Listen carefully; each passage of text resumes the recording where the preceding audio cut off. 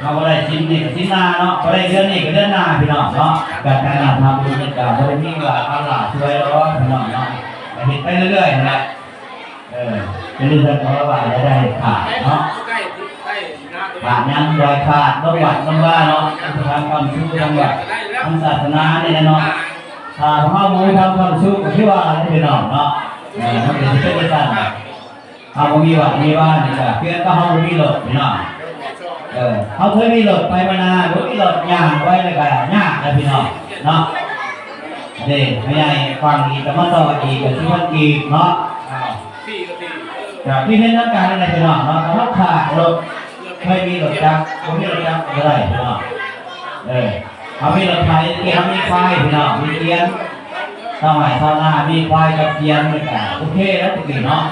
ผมก็เลยต้องมีรถจักรรถไถคือว่าเอาอุดมสมบูรณ์และครอบครัวเราเนาะมันเป็นท่านใดพี่น้องเนาะมันคือการเอาวิวัฒน์ว่าศาสนาหนีจากเกิดมีมรดกประสบเขาไปยากไปพี่น้องเนาะพระบาทเป็นเรื่องผ่านไปยากพี่น้องคือข้าพเจ้าได้ไปบวชเห็นคุณแจกให้เราสร้างยุทธาเพื่อไปร่วมกับการบุญการบุญกับที่ว่าสร้างมาได้ร่วมกันกับเราเขาครูบาอาจารย์ยากให้เรากันมาทุกองค์เขาจะเมื่ออะไรฉันเป่าเพลงไปเมื่อแล้วเราต้องแรงชูบริการก็จะไปเอาดิไม่ยากอะไรพี่น้องเนาะเขาจะไปเอาอุบามาตื่นมากับเฮ้ยนี่พี่น้องให้คิดที่ข่าวเราว่าเป็นความอะไรคือมัดสุขภาพทั่วทุกคนเราเป็นเราคนบ้านเนาะ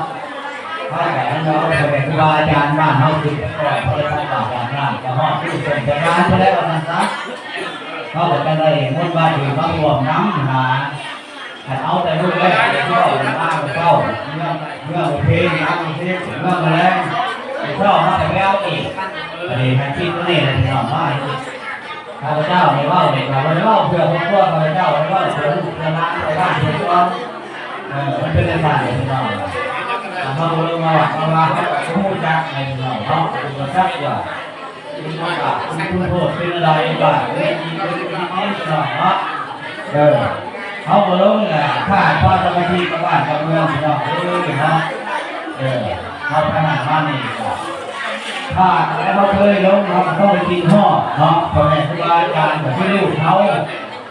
ท่านครับกับพี่ลูกเขาหรือว่าเวลาเขาบอกจะพ่อเขาเลยออกต้นหญ้าโยนจะเป็นชื่อตอนนี้ครูบาอาจารย์กับพี่นั้นก็ออกต้นหญ้าเนาะกับพี่พ่อพี่แม่เนาะ